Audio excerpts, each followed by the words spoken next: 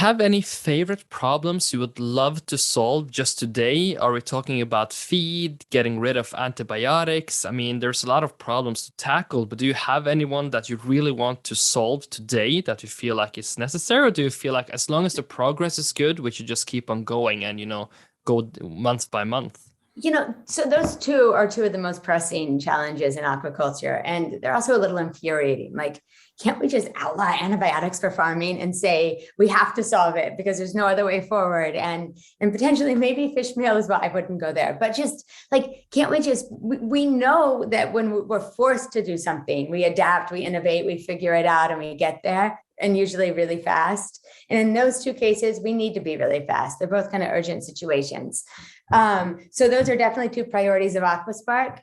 Personally, I've worked with a number of these tech companies that are using data to create marketplaces that finance farmers. And when we first started looking at aquaculture, I kind of already mentioned not a lot of financing going into aquaculture in the first place, but was shocked that most of aquaculture, I think at the time, and it's probably still almost as high, was 90% smallholders who had zero access to fair financing.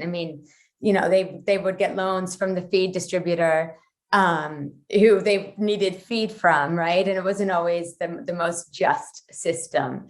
And to see now these kind of data-driven marketplaces being able to drive financing directly to farms and give farmers the chance to keep their fish in their water longer if they need to, in order to kind of reach a better price at harvest, or to treat for the disease in the right way, or not take the fish out right away, and to be able to find some kind of solution, and to actually make the right choice because they're not up against the wall. They have resources to kind of make that choice.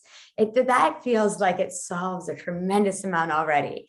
Most aquaculture farmers get that their environment is really sensitive and their fish are sensitive to that environment. They want a good product. They want to be able to continue to produce there. They want to do the right thing. Having the knowledge and the resources to do the right thing has been the challenge.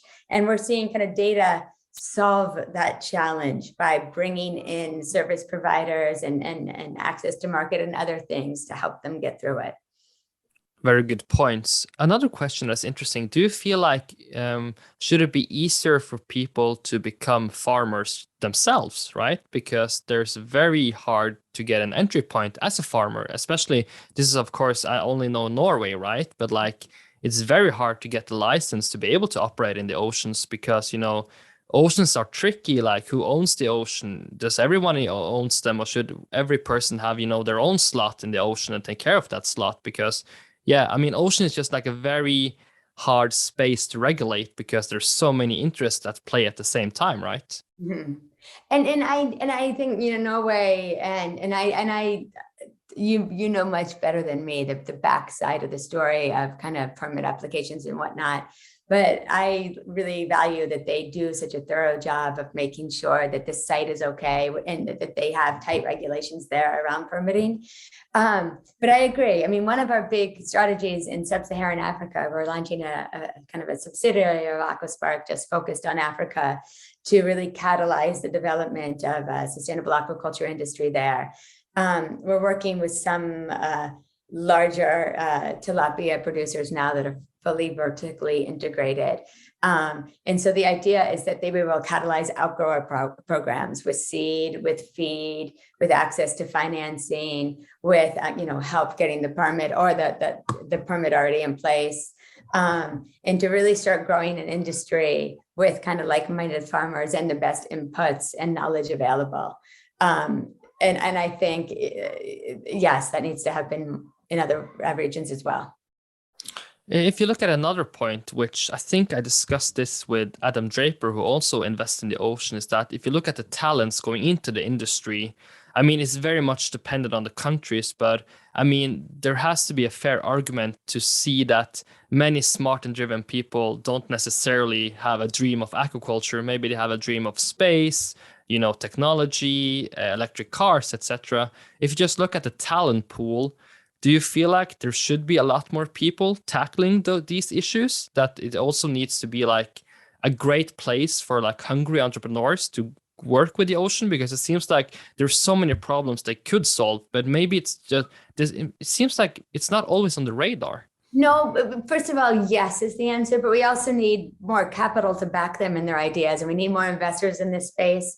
You're starting to see both move. I mean, we're seeing great accelerators like Hatch Blue and the work they're doing. I think they've had 40 or 50 companies go through their program. And aquaculture is changing. I mean, I think something that's going to unlock it a lot for all of us is real success with a startup company. I mean, eFishery, the company I mentioned in Indonesia, they're based in Bandung. And, you know, when we invested, it was really early. And they had a hard time hiring the team they wanted, because you're right, aquaculture wasn't that sexy. And they didn't really understand what the future of this company could be. They, along with other kind of pioneer entrepreneurs in this space, have done an incredible job getting people excited around the movement of, hey, together we are figuring out what the future food system is going to be. And we're producing that. We're creating a new way of designing, you know, a new way of producing fish and shrimp that is, yes, more environmentally friendly, but it's more just, it's fairer, it's more transparent, it's all these things we want it to be. And eFishery just closed their Series C with some of the world's largest tech investors. And I think, I'm like saying this as I think most of them, it was their first investment into aquaculture. And, you know, they have, I think, 800 plus people working with them now, and the talent is just increasing and increasing. And we need more examples like that. We need more companies where you can actually see what it's done and what the future looks like. And it's starting to happen. It takes a long time to like redo framework. If you look at, I want to, but it like feed ingredients. I mean, when we first invested, there were a lot of ideas around insects, around single cell, around how we were going to, you know, create the perfect feed for farmed fish. Well, now we're seeing commercial plants starting to finally be built 10 years later. So we're getting there. But I think, I mean, there's such a key point you're bringing along here, because it's also about, you know, consistency and persistency, because like it's biology we're talking about. So imagine you're going to farm a new species. I mean, Norway is incredible at salmon because we have the generations to back it up. And I mean generation in terms of the fish, you know. So I mean, to crack a new farming method or a new, you know, species, it's hard work and it's time consuming, because you can't expect, you know, great results in maybe 3-4 years. Maybe you have to go at the problem for 10 years to scale it up. So maybe that also just shows you that this industry is for serious people who want to be in this industry for a very long time. 100%, but it's also generations of farmers as well, right? Who've been doing things one way, and they don't want to think that all of a sudden AI can be better than them, or so that is a transition process as well. Although the truth is one of the reasons we actually entered aquaculture and got excited about this space is, you're right that, you know, there are generations of fish stock and some of this stuff has been going on for a while, but compared to a lot of the other industries or animal protein sectors, it's relatively young. And if you look at it, most of its growth is still projected to be ahead of it. So there's a lot we can do. Like, this is the moment now where it does still feel malleable and at a place where we can change things around and get them right for this next massive stage of growth. Do you see any like big problems in terms of scaling it? I think like ocean is like sort of like 17-80% of protein intakes and like a global consumption scale. Like, do you feel like this is just a matter of growing it, or do you feel like there's some big hurdles we need to tackle? Or have we mentioned, you know, feed being the obvious one? Or do you also think like it destroys ecosystems if we just keep on growing without really understanding the consequences of growing in the oceans? You know, I think we've resolved a lot of the production challenges, but not at scale yet. I think and there's still, especially I think around disease monitoring for and treating, there's still a little ways to go. But if you look at feed with the insects, with single cell proteins, with algae, we see now that these are kind of really viable feed ingredients that we can do really well, we can produce really well. It's going to take an immense amount of capital to get them to scale.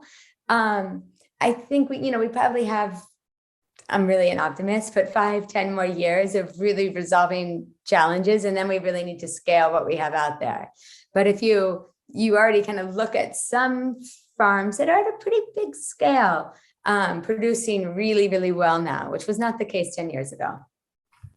Yeah, I agree. I mean, there's a lot of things to be optimistic about if you look at aquaculture and, just using the ocean better and understanding the ocean better. So just some final, reflection questions, like what do you tell to people who ask you for advice to succeed or to have a career like you have? Do you have any general advice, or do you just say to people that they should follow their curiosity and make their own journey their own? I think they should meet as many people as they can. They should listen and be open to people. I think, people always say, find what you like to do. I have to say, like 80% of what I do, I don't actually like.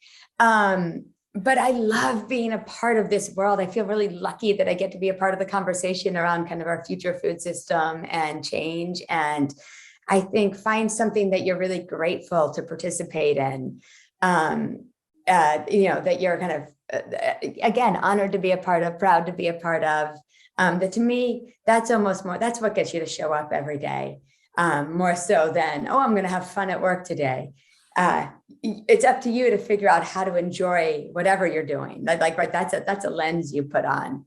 The work doesn't necessarily have to be enjoyable to you. And again, just meet people and find something and commit to it. I mean, I think part of the problem is that there is so much we can all do, but like figuring out what your piece is and just driving it forward is going to be the most kind of effective way forward.